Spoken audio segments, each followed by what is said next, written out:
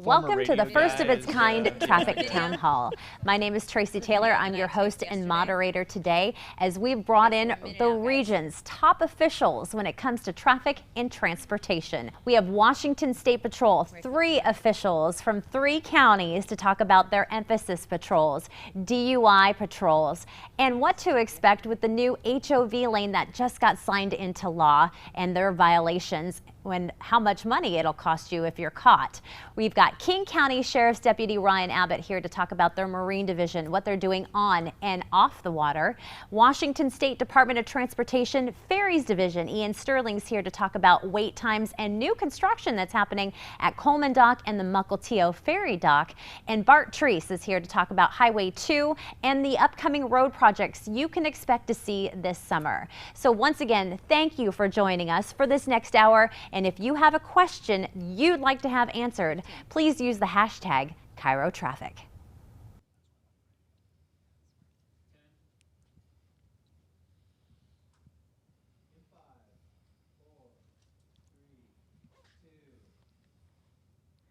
And welcome to the first Traffic Town Hall here at KIRO Radio. I'm your host and moderator, Tracy Taylor, with a panel of experts when it comes to traffic and transportation here in our region. So let's get started by introducing our panel today. And to the right of me is Ian Sterling from the Washington State Ferries, and he is here to talk a little bit more about not only ferry travel when it comes to the summer, but there's some exciting news for Coleman Dock and the new Mukilteo Ferry Dock. So Ian is to my right. To Ian's right is Trooper Heather Axman. She covers most of Snohomish County. And Heather, how long have you been up in Snohomish County? About 5 years. Okay, 5 years. And then to the right of Heather is Trooper Rick Johnson. You've seen him here on KIRO Radio before. We talked to him not too long ago about HOV lane and violations and whatnot. To Rick's right is Trooper Jonna Batiste. She covers all of Pierce County. We're going to talk to her a little bit more about Highway 16 and the speed limit changes. And then to Jonna's right is Bart Treese from the Washington State Department of Transportation. He's going to talk a little bit about summer road work and some exciting things too when it comes to their 2019 transportation plan. And then Ryan Abbott from King County Sheriff's Division, he's their PIO officer. We're going to talk to him a little bit about boating, DUIs. We're also going to talk to him about what King County is going to be doing this summer when it comes to keeping our roads safe. And everybody knows Chris Sullivan from Seattle's Morning News, my partner in crime. And he's here not only as a guest, but also a co-moderator this afternoon. So we're going to get things started. If you have a question that you'd like to have answered, thank you once again for tuning in, streaming this. You can use the hashtag KIRO Traffic. And we are monitoring that not only on YouTube, on Facebook Live, but also on Twitter this afternoon. So within the next hour, if you have a question, go ahead and tweet it to us. And so let's get things started. And I want to talk about, since the weather's nice today, we're going to talk about boating and boating safety. And I'm going to go to Ryan Abbott from King County about boating safety. I know that you guys have patrols out, especially during the summertime. So what exactly are you doing to make sure that everybody on the water is staying safe this summer? Yeah, our Marine unit's out, of course. They're very active. The warmer it gets, the more active they get. And they're constantly patrolling. You name it, they're out there. They're looking to make sure that people are wearing life jackets, of course, or that you have life jackets with you in the boat. Also, you're not speeding in a boat, which you can.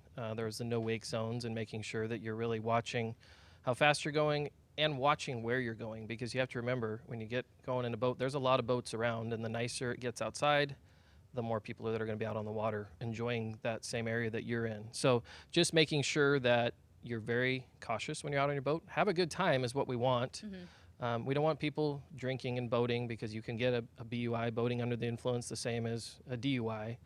So that's something important to remember as well. So enjoy yourself, be smart, have a life jacket. If you're not wearing one, make sure it's in the boat, and you have a child, make sure that they're wearing their life jackets. There's always that misconception where people think, you know, I'm driving a boat, I'm not driving a motor vehicle, and they think that they can get behind the wheel and still take part in, well, some fun activities on the water. So do you see a lot of that? Does that happen often? It definitely goes up in the summer and the warmer times, and you're right, people are under the same misconception that they think that I can drink and drive a boat, no big deal. I can get drunk and drive a boat, and that's where we run into those problems. So our deputies are out on the water. they are watching for that. And Seattle Police also has their Marine unit out as well, and they're watching for the same thing. And they're all aware of it. It's something that they keep their eye on. Okay, fantastic. Chris, you Well, want to jump Ryan, in? as we talk about getting the boat on the water, the boat has to get to the water. It's where our state troopers come in. We just had an emphasis patrol on covered loads, making sure that everything's put together on your trailer before you go. What are the do's and don'ts in terms of getting that boat on the freeway to where you need to put in? And you guys can, take turns or go all at once. It's Well, I think that it's a load and it has to be secured. Right. And we've arrested people for DUI that are pulling boats. And there's one instance where the boat was not secured properly. It didn't come off the trailer, but so it all kind of plays into what Ryan's talking about, and making sure that you're not impaired loading a boat, driving your vehicle, pulling a boat. And I think, too, that making sure that not only is the boat secured, but those things that you may be hauling in the boat are also secured. This is the time of year where we see life jackets a lot in the roadway. We see coolers a lot in the roadway. So if you have those items in the boat, they also need to be secured as well. And also remember that if you get a DUI, even pulling a trailer and your boat trailer, it's going to be impounded. Right. I've seen a lot of flamingos floating around on I-5 here and there. And those big floaty flamingos, do you know what I'm talking about? Yeah, so make sure those are secured. and just really quickly, I get this one all the time from our listeners when it comes to, can a guy or gal carrying a boat on their trailer, can they be in the HOV lane? What's that no trailer 10,000 gross mean? I mean, what can you do? Because That's I'm a like, great question. you're not supposed to be in that lane. What are you doing passing me? What are the rules on that? Well, as the law I just looked at this the other day. It has to do with vehicle weight. So if your vehicle is 10,000 or more combined, then it can't be in the HOV lane. Right. So you got to know what your boat and your trailer weighs along with all the gear you're hauling? Right. How many people do that, Well, really? I mean, Yeah, So how do you go about in finding that out? Do you just take it to the weigh station and you just pull in there like the semis and be like, hey, just coming in? well, you can't. I mean, a boat, you have, what the dry weight and wet weight is. I mean, that's on documentation, and you have that on the vehicle you're pulling with too. So you can use the calculator and add those two together and get your total gross weight. yeah, I'm sure a combined lot of vehicle. people are doing that hold out on a there. minute. Let me go ahead and do that real quick. So we had a question come in. We're going to talk to Ian and Bart here in a minute because I'm really excited about their 2019 transportation plan. And if you haven't seen it, it's up on the Washington State Department of Transportation website right now, where drivers, listeners, viewers can go and fill out the survey. I know that they're looking for some feedback. We're going to get into that in just a moment, Bart. But there's a question here that comes from Andy, and he says, it seems like the majority of drivers here have very little clue when it comes to left lane on the freeway. Jonna, do you have an Really? opinion on that? No, I have no opinions. Next question. I think that a huge misconception is, especially in the areas that have HOV, because that is people's visual left-hand lane, Right. that is not people's left-hand lane. That's a high occupancy. It's a special lane for exactly that.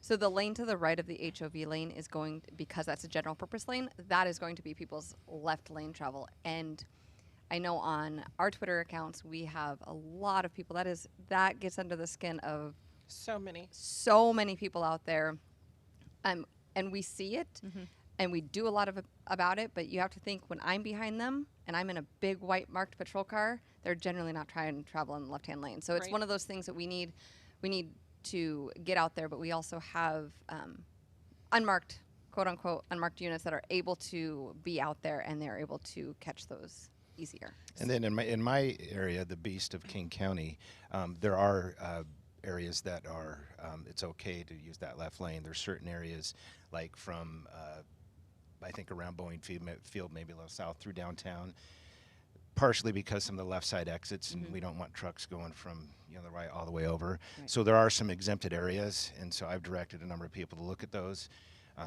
We understand it. We need that left lane clear if we're trying to get places too. And it Yes. is really an inciting violation that leads to aggressive driving and potential road rage. Yeah, that's exactly what I was going to say. That's something that one of the reasons why it's important to us as troopers is because if we're going somewhere in an emergency, that's the lane that we're going to be using.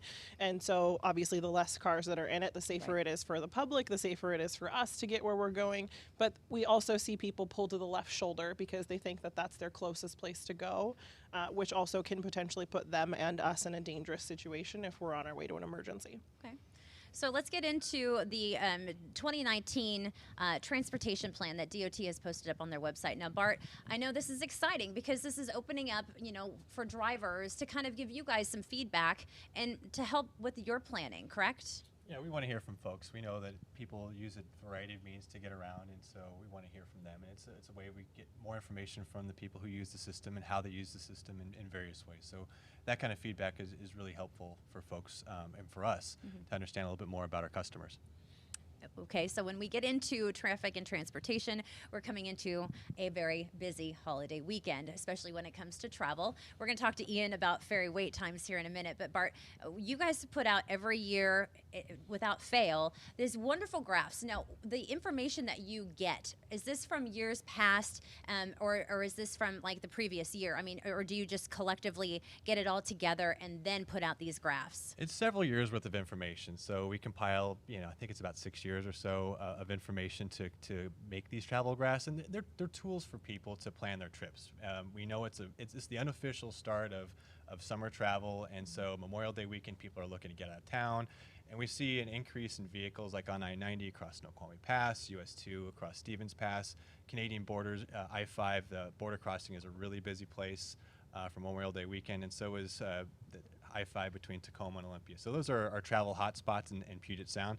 So if we can get people to adjust their trip a little bit, that might make it a quicker ride for them and get them to where they want to go for their weekend a lot sooner, rather than being stuck in traffic in the backups when everyone else is trying to hit the road at the same time. Yeah, and you guys really do a great job of getting that message out early so people can start planning ahead, so you're not Friday night at 6 o'clock going, hey, I need to get down to Nisqually, where we all know how Friday afternoon is already as it is, right, Jonna? And then, Absolutely. And then you add holiday travel into the mix on that one as well. We have a question from YouTube, and it's directed, Bart, and it says, exploring an HOV holiday to study the effects of eliminating an HOV lane. Is that something that maybe you would look into?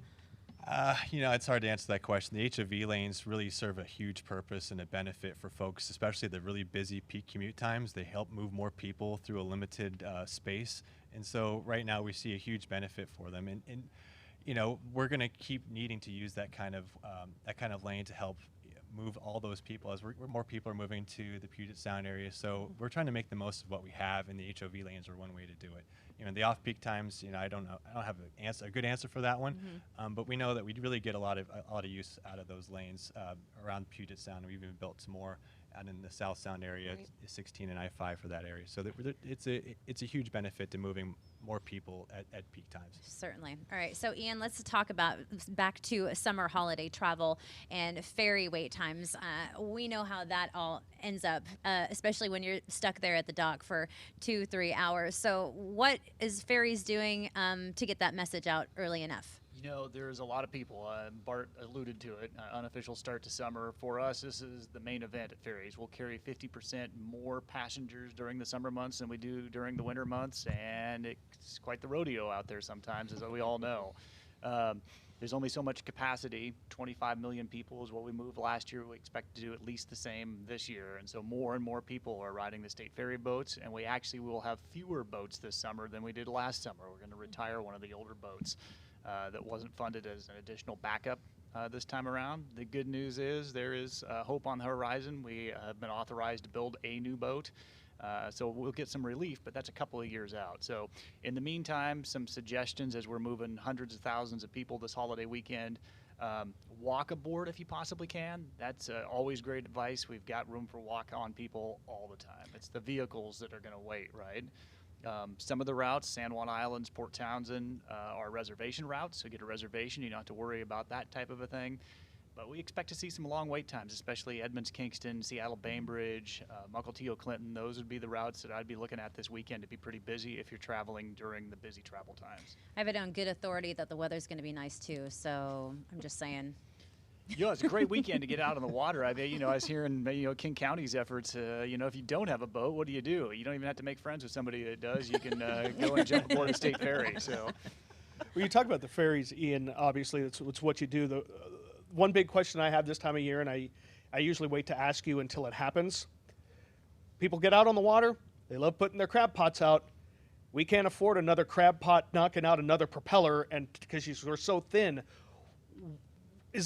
How do you get a handle on that issue out there with those crab pots that can basically destroy an engine and knock out a drive shaft? And if that happens, the system is pretty much hosed. yeah, and in fact, right before I left the office today, there was a report in from the Salish running up in Port Townsend there that they were hearing some noise up against the hull, which is a good indication there's a crab pot swinging around on the drive shaft and hitting the bottom of the hull. And so at least then and you can get a diver in the water and get that cut free. If you don't, what happens is that line will get wrapped around, work its way into the drive shaft seal.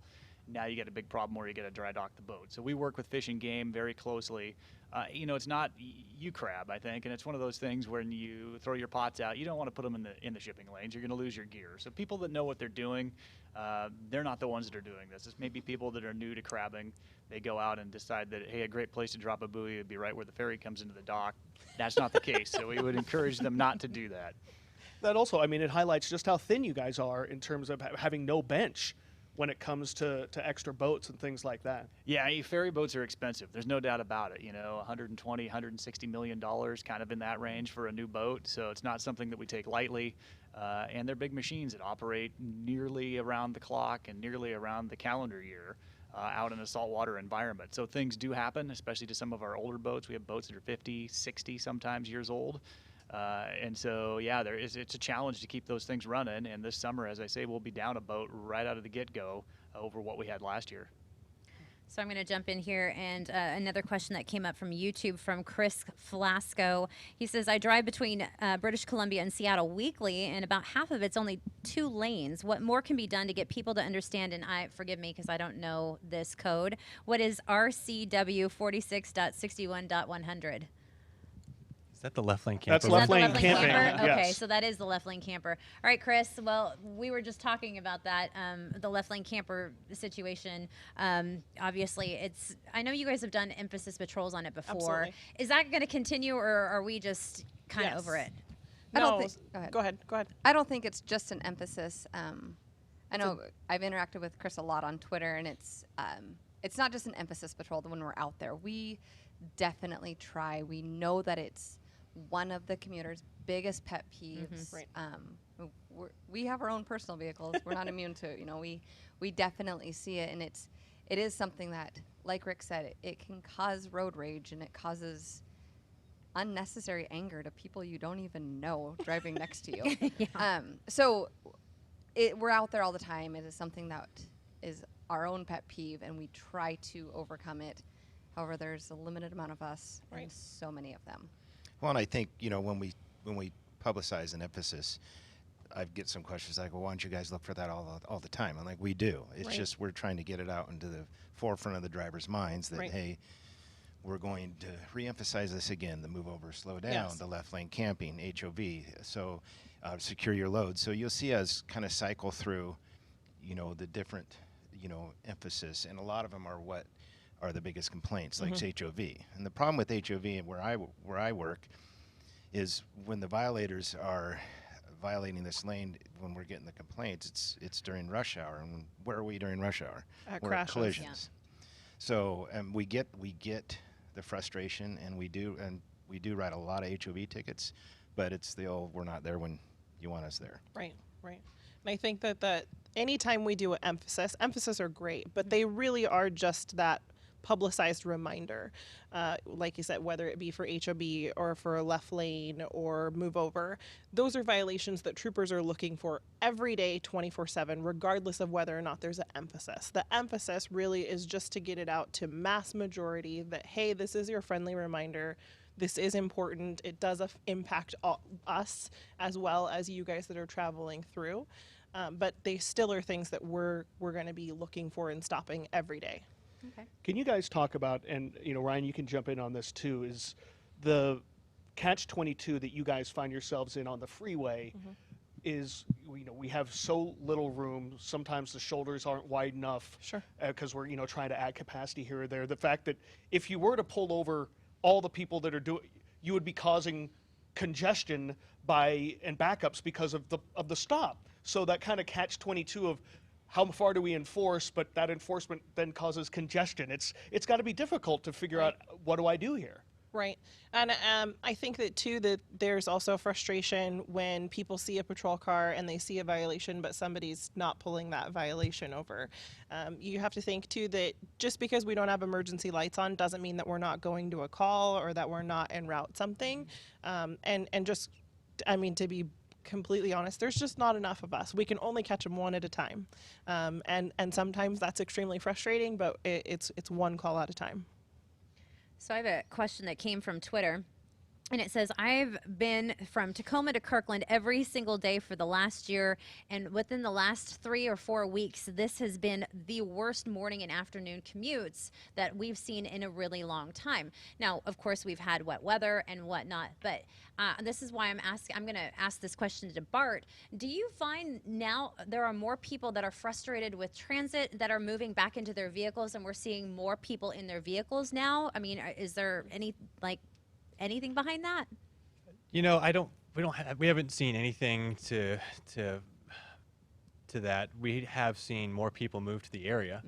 We're seeing a growing region. We've got a healthy economy, so we have a lot more people moving here, and also where they live and where they work, they're moving farther out because of affordable housing. Right. So there's a lot of factors in play for that, where people are traveling to and how they travel. So I don't know if I haven't seen anything about people taking their cars over transit. We have seen transit growth here regionally, so right. That's good to see, because that does move more people in a limited space.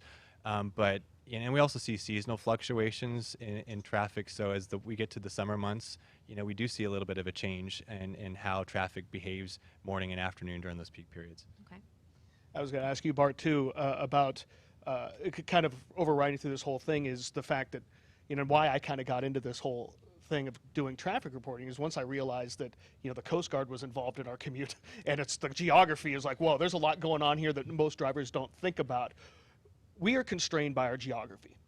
We're constrained by the builders of I-5 and the freeways. And I know, what are you guys doing to try to squeeze out whatever capacity we have, shoulder driving, bus transit shoulder driving on the freeways? What can we do because we really can't build anything more, right?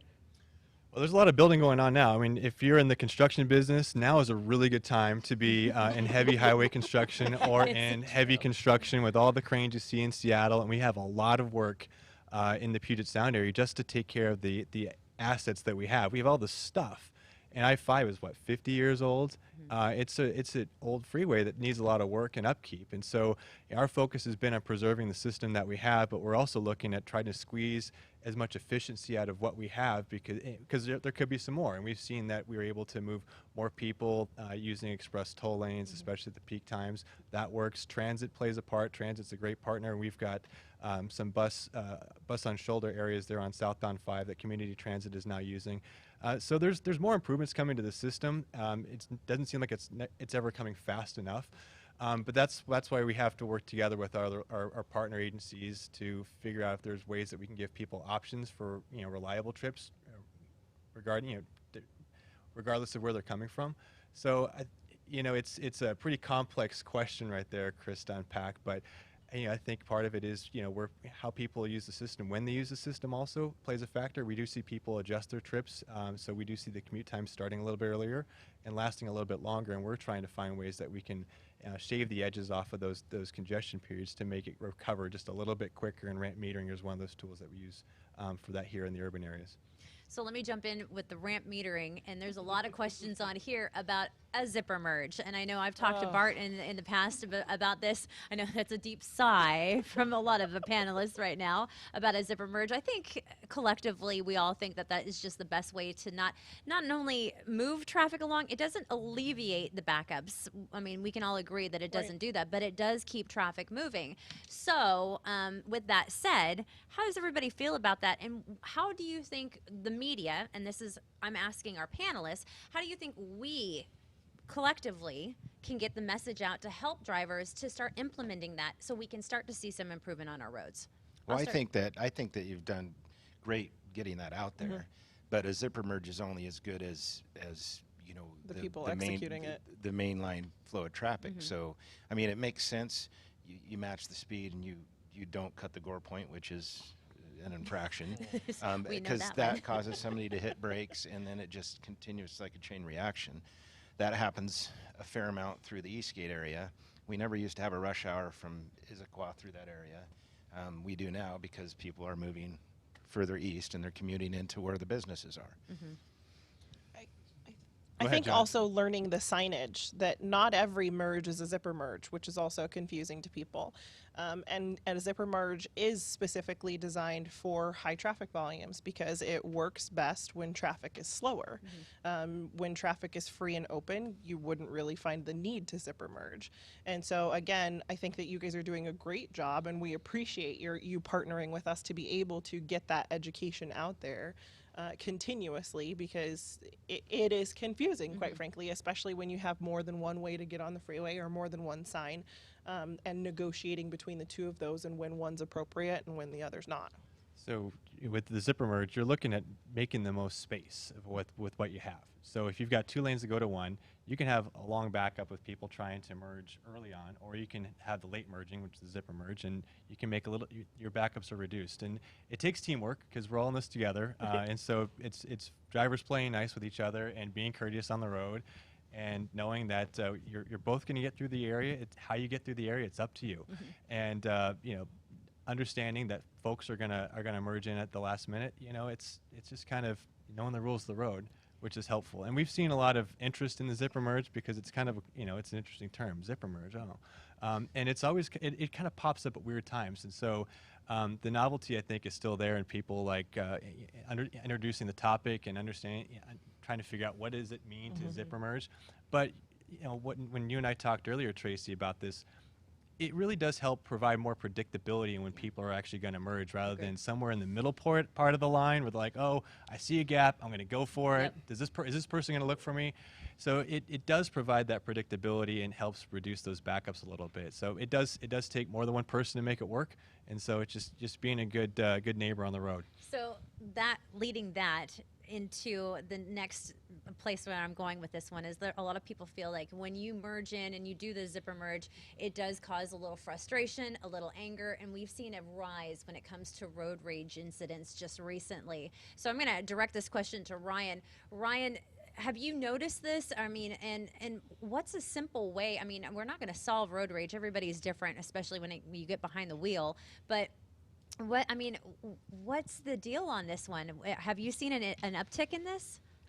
I mean, I think it's something that we definitely see. People get frustrated, and that's understandable. And it's just remembering that we're all going to a certain place, and just to try to use all your patience when you do it. We're all trying to get there safely. And I think the troopers probably see it more on the freeway. I mean, we still see it on some of our roads that we patrol as well. But I think just driving into work in the mornings on I-5, I see it a lot myself, and I'm in a fully marked patrol car. So it just really depends on the area. But I think just remembering patience, a lot of times we're all going to the same spot, and we're trying to all get there safely. How many times have you said that on the air, Sully?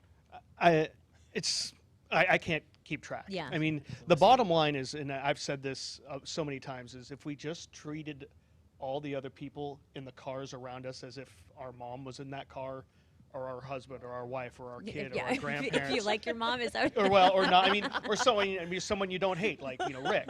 Yeah. You just How can just you hate Thank treat you. that person like, would you pull that same blank move if someone you loved or you knew was in that car? And the Right. answer, of course not. Right. Well, and what benefit do you get by getting one car length ahead with your blood pressure higher? Yeah.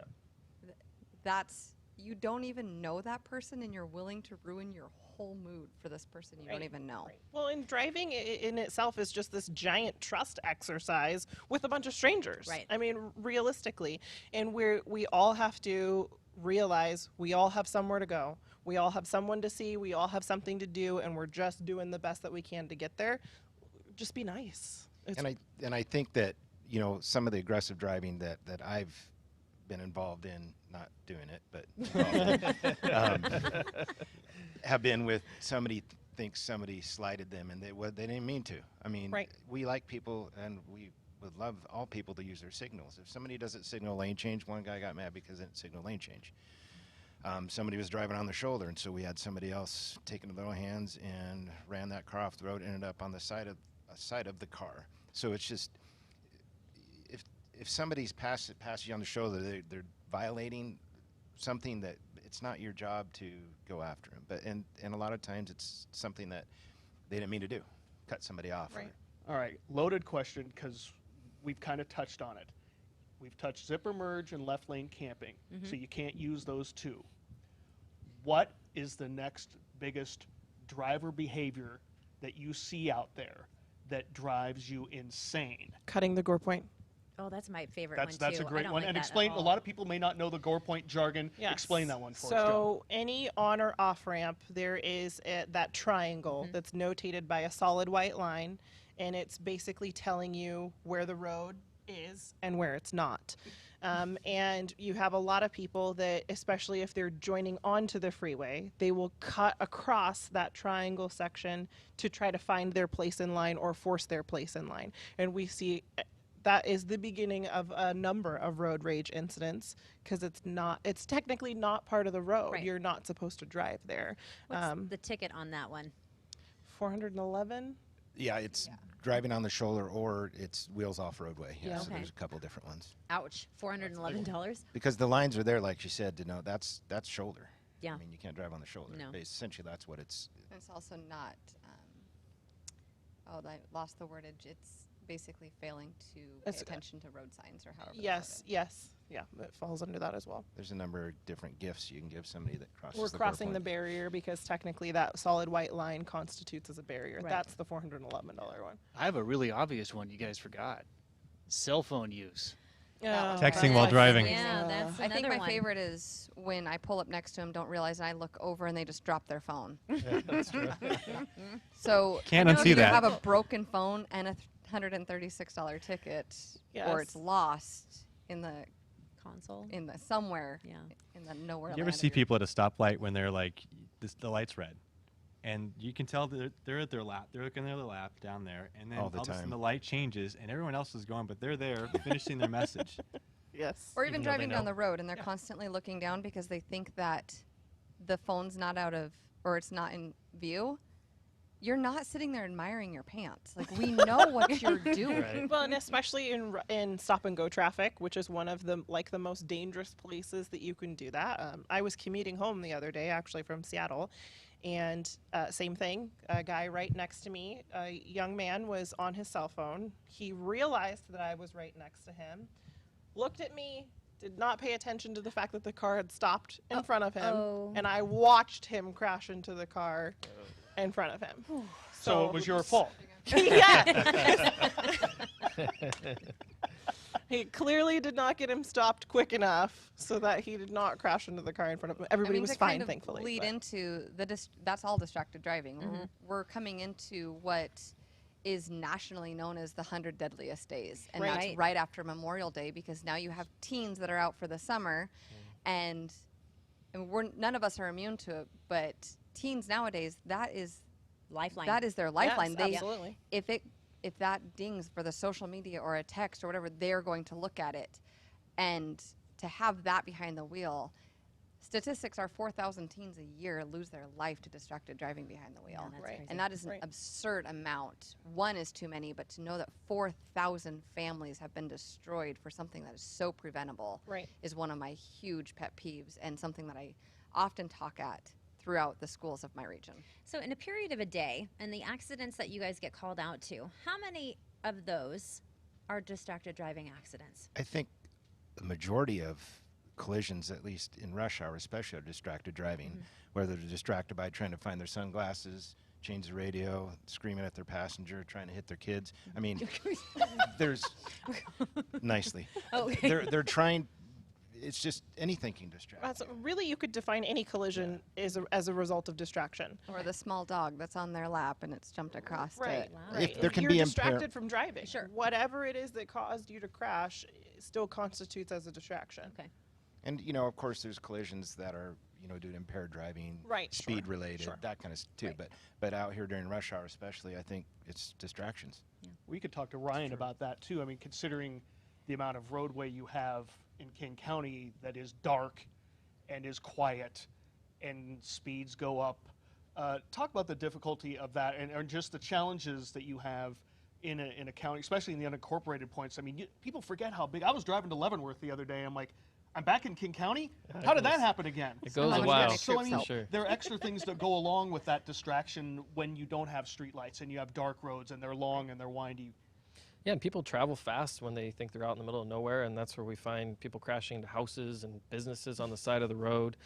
And that's a big thing, just slowing down and making sure it's going to be dark out, especially at night. And you can tell sometimes you get behind a car and they think they're all by themselves, and all of a sudden they're driving the other lane because maybe they're on their cell phone or something. They might be drunk, but a lot of times we've seen distracted driving where the car's almost in the other lane, and the reason why is they're on their cell phone because they think, well, I'm in the middle of the country or I'm in the middle of nowhere and nobody's out here, but that's not necessarily true. So we see that quite a bit, and we see the speed factor quite a bit as well. And you're right, it's dark. It can be really dark depending on where you're at. You got to watch out for those cows. Cows Yeah, or deer, or, yeah. yeah, all sorts of different animals. They just pop out of nowhere. Ryan, do you ever see Happens. that out on the water? Any distracted boating? Yeah, cows are on the I've water never seen too. cows out there, I'm but just saying. distracted boating, yes. And a lot of that is they're talking to passengers, not paying attention. We had a pretty tragic crash not too long ago, and the boat operator was talking to somebody else, wasn't paying attention, was going really fast in a very dark area, and just hit another boat. Didn't see it legally moored there, and struck it. And unfortunately, that person ended up dying. And that's a pretty tragic thing for just not Preventable, too. Yeah, well, for sure preventable, and just taking a couple extra seconds, paying attention where you're going, and you have a bunch of passengers. They can help you look out as well and make sure that you're not going for another boat or a log or something in the middle of the lake. Yeah, we see it. A couple of years ago, we had a guy in a yacht that went down to use the head and put the boat on autopilot and plowed it into the side of a state ferry. And so I remember That was that. about on video. Yeah, Oh, I do remember that. Well, let's talk about the ferries real quick, because Ian, that's some exciting news for the ferries with not only the renovation of Coleman Dock, but also the new Mukilteo terminal. Yeah, so arguably the two biggest terminal projects in ferry's history are Coleman Dock, which is being rebuilt as it's operating right now. So a few more years of construction on that, and it is quite the dance down there at our busiest ferry terminal. But then also up in Mukilteo, there's a terminal there that was built in the 50s. It is not built to handle the traffic of today. And Chris, you know, I mean, you've seen it. And it ties up Mukilteo waterfront whenever a boat comes in and out. And so that terminal is moving just to the north there and be open up in the winter of 2020. So that's coming along very quickly. We still have the existing terminal, so we're able to build very quickly. And in fact, we just awarded the overwater work for that terminal this week. So pretty cool stuff happening for Mukilteo. Big improvements coming there. You know, I want to talk to you about competition for ferries, because Kitsap is now up a little bit, and this is something that our listeners ask me about all the time. And I know there are a bunch of Coast Guard regs and a bunch of things out there and hurdles we have to jump, but this is a water area. It's a water town. It's everywhere. Can we use our waterways better? I mean, ride share for boats. I mean, there's a company in Renton that's thinking about trying to run a passenger service to get up to Lake Union. Do you welcome that kind of, I mean, it's not really competition, but the fact that there's an untapped resource that's the water. Right. No, they're all finished. No. No, ferries are a great way to get around, whether they're foot ferries or passenger and auto ferries like the state operates. And so the counties, by and large, both King County and Kitsap County have foot passenger ferries, which are high speed. A lot of folks who work for Washington State Ferries take those ferries over from the Kitsap Peninsula to get to work in downtown Seattle every day. So it's a great option. You know, those boats carry 129 people each, you know, that type of thing, not the 2,000 that we're capable of carrying. So we are working with them in partnership much more than as competitors. A lot of people will ride the state ferry one direction, maybe the foot ferry the other. It's just another option for folks. You know, another question is, should we be running north and south? You know, that used to happen back in the war years in particular. The state operated, you know, between Tacoma and Seattle. And so that's something that a lot of people are starting to talk about again. We don't have plans to do that at this point, but it certainly, as things get busier on BART's highways and freeways, it gets to be an interesting option. I don't know, I might take you up on a ferry from Kirkland to the cut over into South Lake Union. I mean, I think there's some potential out there to just, I mean, as Bart's trying to do on the road, squeeze out some capacity somewhere. Yeah, it's certainly a pretty way to get around, and to me, I think it's better than sitting in traffic on a freeway someplace. You've got a galley, you've got access to a restroom, you can lay down if you want, and then all the stuff that just happens out there, whales, sea life. You guys ready to come along? Yeah, so I'll patrol Absolutely. that. Yeah. So, like, Absolutely. down, I like that sleep idea. on the shop. and you never know what may happen on a ferry ride. We rescued a kayaker Friday night. You know, we went out and found somebody that was hypothermic, and were able to get them on board and to an aid car. So I mean, that's the type of thing that the crews are trained for. All of them have at least basic first aid and some much more advanced first aid. Any state ferry worker has that.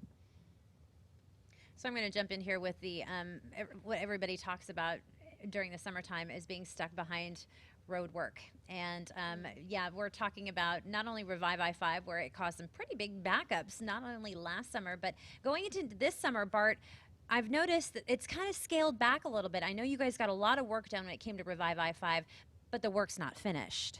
No, we've got a lot more work on I-5. It's the biggest, most busiest, one of the most important roads on the West Coast, and in Seattle, it's certainly the busiest. Again, it's an aging freeway. It's over 50 years old. I think I just saw something from like History Link last week where they just showed like the finishing I-5 in, was it 1969 or something like Yeah, that. I remember So, that. I mean, that's 50 years of a roadway, and it served us really well. But like anything else, it's needs work. And so we had the Revive I-5 work last year, and we closed northbound I-5 through downtown Seattle, right about the West Seattle Bridge, for 2 weekends and several weekends of partial lane closures. And we really appreciate the help from the public. They get the need for the work. Right. They see the cracks in the roadway. They see the expansion joints that are 50 years old, and those are things that need to be replaced. And it's part of keeping our infrastructure in a state of good repair. There's a lot more work to do, and the work this year in Seattle and I-5, it's a lot of southbound work. It's nighttime work. We're grinding and replacing concrete panels. So we try to. There's a balance there where you need to have the work to, complete, but you also want to try to keep people moving. And so, giving the crews the time on the road to get the work done without backing up traffic at the really busy periods of the weekend or even during the work day. That's what we're trying to do, is strike that right balance and give them that time that they need on the road. So I-5 we're going to be working on I-5 for 10 years, just doing preservation work. We're doing work on 99 this summer. I just drove a nice stretch of pavement on 99 just south of the Aurora Bridge. Yeah. Fresh pavement right there. So we're paving from Roy Street all the way to the shoreline, city line this summer. So there's going to be a lot of work there. And then US 2's got a lot of work. So we try to do the work again and avoid the busy periods, but Right. we also need folks just to plan ahead. And so we try to put the stuff out in advance, so when people are planning their trips this weekend or whatever weekend they decide to travel, or even nighttime, or just plan ahead. Know what you're getting yourself into, and also drive to your abilities and be prepared to make good decisions behind the wheel. We've talked about distracted driving here. When we see work zone collisions, it's not because the cones aren't properly placed. They're placed pretty well to give people the right cue to start merging over or to slow down. It's from people being distracted, or people being impaired, or Right. people falling asleep. And that puts our workers and our contractors and our maintenance crews' lives at risk. And we want everybody to go home at the end of the day. Right. I mean, these projects are supposed to help people live their lives, bring freight into the communities so that people can buy groceries and food and stuff. It benefits everyone, so we really need folks to help us out when we do have work on the road, so that we can get everybody home safely at the end of the day. I think I could hear Jonna slightly in her head playing the world's smallest violin for your 10 years on I-5. Because Tacoma's been under Don't bring me construction into for this. 40 years. It seems like Longer you were than down to she's like been the alive. to the last 3 years for fixing the Puyallup River Bridge, Right. that whole area, adding the HOV in there, and then we're going to have the Gateway project sneaking in on the Right. north end, extending 167. What's it like patrolling through a work zone that changes, it seems like, daily? Our drivers seem to Right. know what's going Sure. on down there, because it changes so often. Then we've added the 50-mile-an-hour zone because of all those crashes. Right. It can't be easy just commuting through that zone, but patrolling that area, which has been a constant traffic zone for 25 years almost. Right. Thankfully, our Tacoma, I mean, we're used to it at this point. Let's just be real. We know it's going to be there. But DOT has been great as far as communicating when those lanes are going to be shifted, when the next project starts. So for us as troopers, we can be safe because, again, if we're talking about running code to something and suddenly my exit is not where my exit was, those are things that I need to know. Or suddenly I can't turn around or access a scene from the same place that I did last night. You know, it's ever changing. We have an entire generation of troopers that doesn't know any better. You know, that's been their entire career. I fall into that. I've worked in Tacoma for 6 years. For 6 years, it's been under the construction that I've worked there. So I think that for the most part, most of us are used to it. There is the shoulder that becomes frustrating because there are construction areas where the shoulder has now been taken up by construction. So it just is, it's learning your beat. I mean, that's something that's stressed to us over and over and over again as a brand new trooper, is learn your beat so that you know where the safe places are to stop, you know where the places are to turn around. And we're lucky enough that DOT has been very great, you know, has graciously provided us that information so that we know on a day-to-day or weekly basis when those areas are going to be changing. And KIRO does a great job of getting that information out down in the South Sound. You know, I appreciate what she does. She, you know, Bart, Ian, all of our PIOs for the Washington State Department of Transportation are fantastic about getting that information out. So it's a big kudos to them. But, you know, it's really funny. I have another coworker that said to me this morning, you know, Trace, they're really not messing around when it comes to that speed emphasis patrol that's happening down there on South 95 and I-5 and Highway 16. He goes, I saw 6 cars, and he travels in the middle of the night like I do for our news partners over at KIRO 7. You know, and he goes, 6 cars were pulled over because they are just slamming through that area. So I'm assuming that this emphasis patrol is going to continue TFN. Yes, and so we're now into our second month, or we're working on our second month of that new 50-mile-an-hour zone being into place.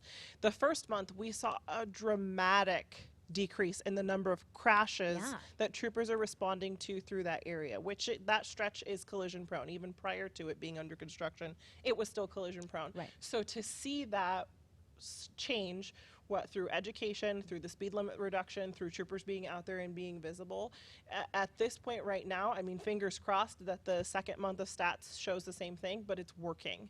And so we need drivers to continue to do their part as they travel through that area. But this is not just overnight that you guys are doing this. This is all day. Right, absolutely. Okay.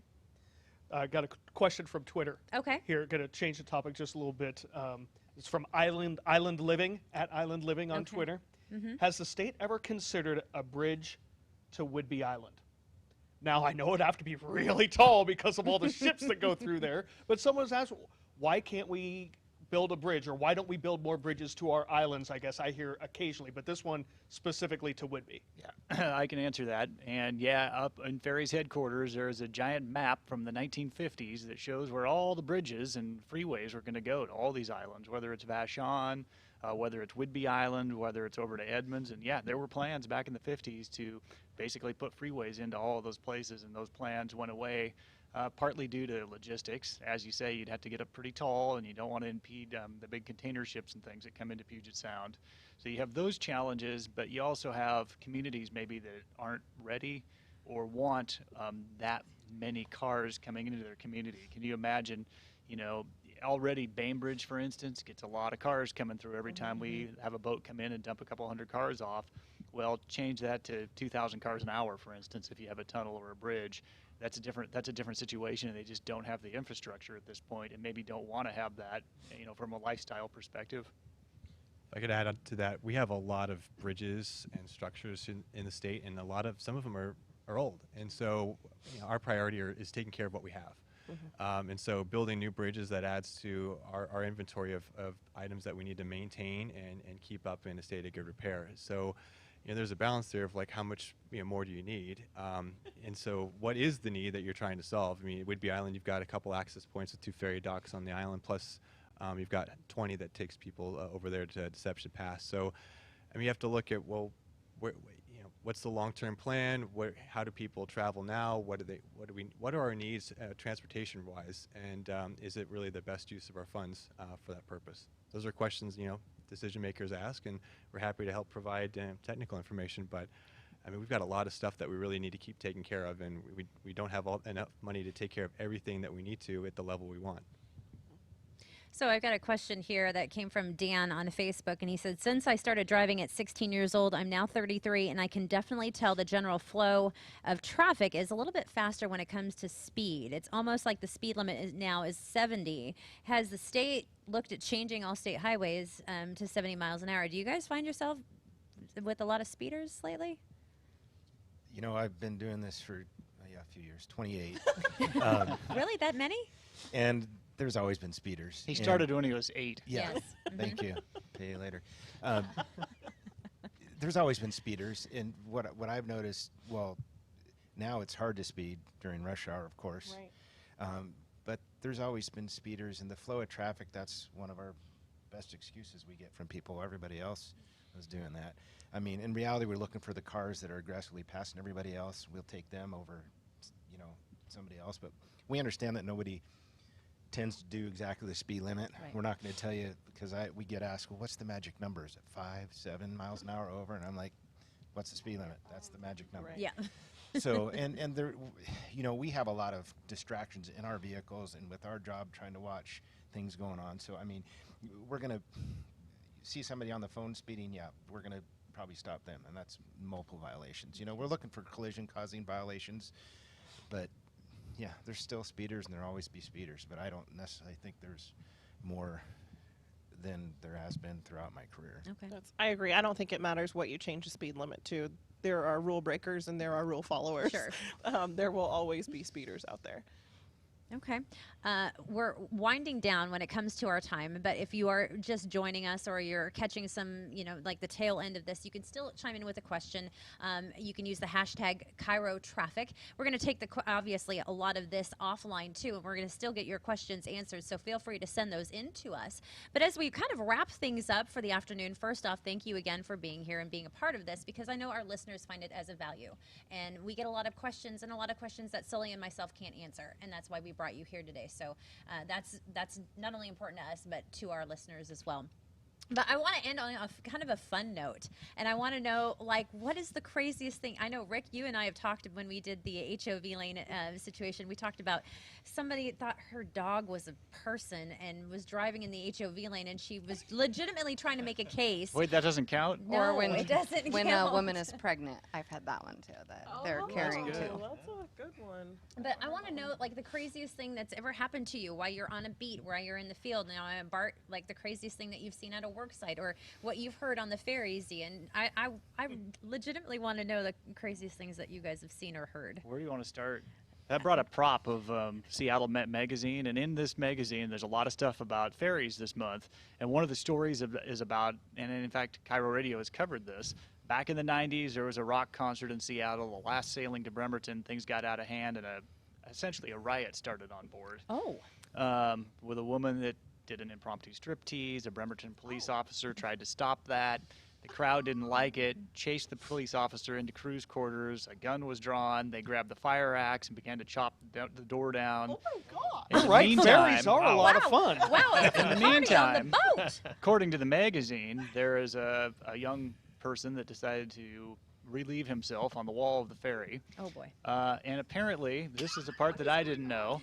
We now hired that person, that he's of age and works for the state fair. So we're all trying to figure out who that person is that did this. So the magazine has the secret. We don't know. That is, I think you just I won. can't. I know, Yeah. right? I can't follow. Mic what drop. Mic drop. Yeah, I can't Yeah. talk. Well, it was the 90s. I remember that. I don't. But you're only 28, so how do you remember that? Where That's were crazy. you on the night of... Okay. Yeah, I wasn't there, but I remember it. So, Ryan, what's the I know, I'm craziest trying thing? to think. Okay. It's I know, you hard can't after really that. follow up on Oh, that was a. Bart, you've seen your fair share of crazy and interesting things on job sites. Yeah, where do you start? I mean, we have a lot of customers on our road, and most people are really good at traveling through. I think some of the crazy things that we get, we get people who've got who are carrying loads that are just way too tall for what they have, and so we've had bridge collapse due to an overheight load. There's a couple bridges in Lewis County when I was working down south where people were bringing equipment and they got stuck under the bridge. Oh. And so they're there for a while, like several hours under the bridge. stuck. They're wedged in there. You can't move them in or out. They try to take the air out of the tires to move them. That doesn't work. I mean, just random things to try to get this load out from under the bridge. And you also want to make sure that the bridge is okay, because if they cause damage, then that's another whole series of problems. I mean, there's just like a lot of stuff we were talking about some of the things that happen in our line of work. Like we've had different things spill on the freeway. Like we've had bees off the side of the road. We've had milk. We've had fish. We've Pizza had dough. Feathers. Chickens. Yeah, chickens. The rendering like the truck. chicken one. I That mean, Oh, not the rendering trucks. so there's a lot of stuff that happens, and I mean, you can kind of laugh about it now. You hope nobody gets hurt at the time, but I mean, even the stuff that we had somebody from another agency get locked in one of our maintenance facilities, and they're like, hey, they're calling trying to get out. It's late at night. They're trying to fill up with gas. I mean, stuff like that. It reminds you that you work with a lot of really good people, and so they kind of take it in stride, and they work to solve the problem. So at the end of it, you have a lot of stories to tell. Oh yeah, I remember when that happened, the chicken truck or the fish truck. So, I mean, you just stick around long enough, you're going to see nearly everything. And then when you think you see everything, something else happens. I know, right? Yeah. That's crazy. I have a recent one. There was a trooper with his cadet. They're on coaching trips right now, field training officer. And they were taking a van in. They stopped the van. They're going to take the van in to do a search warrant on it. So they called a tow truck. They asked the driver, anybody else in the vehicle. They looked around. Right as, and I've seen the video, right as they're getting ready to turn into our office, a female jumps off the tow truck with a backpack. Oh. Apparently she was hiding in the back, and her boyfriend called her and said, grab my backpack and get out of the van. So that was, she didn't get injured, so that's a good thing. But that was, somebody said, you got to see this video. Yeah. I never had that happen before. No, that's. Ever had an alligator or something? What did you say? Alligator? Like exotic Alligators? animals that on a traffic stop? No, I haven't. Starfish. I'm thinking of this is an exotic animal. We had an emu once get loose in the city of SeaTac, and a couple of the deputies. In the city? Oh, in the city on 188th. Yeah, running around traffic, and one of the deputies had to get her car, and they had to get this emu into the back. Actually, got hurt by the emu because they're really sharp. They are, yes, Yeah. they do. In and fact, they're we had a mean. lieutenant that got in a pursuit with an emu. Oh, Fast. yeah. That got They're injured fast too. by the emu. And he Yeah, got those injured. emus are Tried to dangerous. tackle it. It didn't go well. And they get loose, so not good. What about you, Heather? I don't know if I can compare to these. I don't know about crazy. Like my definition of crazy might not be the viewer's definition of crazy. But I think my favorite is how creative commuters can be with their HOV passengers. Okay. Like their mannequins or their baseball caps on the headrest. Wasn't there a Dos Equis? There was a Dos Equis. The cardboard cutout. I don't always There was use the Donald HOV Trump. lane. I don't often cheat the HOV system, but when I do, Yeah. I use a cutout. And just how truly creative people are. I find it extremely entertaining. But you and I have talked about We've this. talked about it. I think some of it's for attention. They'll pay $136 to get. To get their face Variety. on the TV. Yeah. So I mean, like the Donald Trump cutout that I tweeted That's out not making a while ago. That's not making HOV great again. Right. Exactly. I mean, just it. Yeah. I mean, there's some that actually do a pretty good job. I mean, but there's I some mean, there that are just want some the that attention. I remember a mannequin, and I was like, it is. Did you- It's legit not blinking, but I don't. Yeah, you're like, I don't gotta wait. know. Yeah. You don't want to be rude, right? Right. Like I don't You know. gotta check. I was gonna Right. say, don't you have to at least pull it over and go, I gotta like, check on this? I don't. Is your passenger alive or is it fake? I don't like.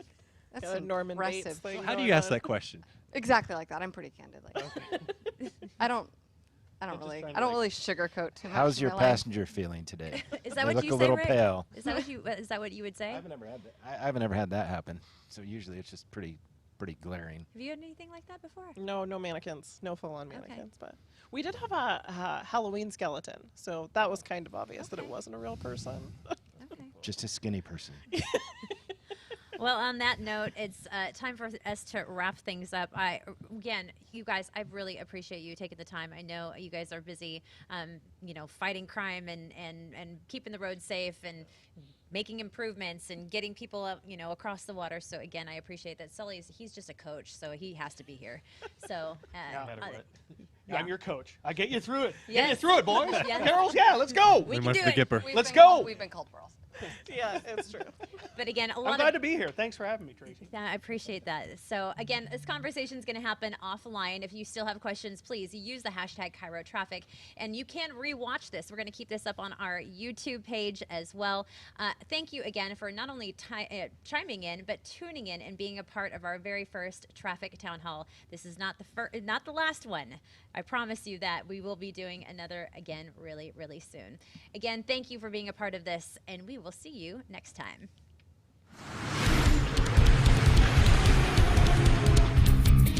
Woohoo!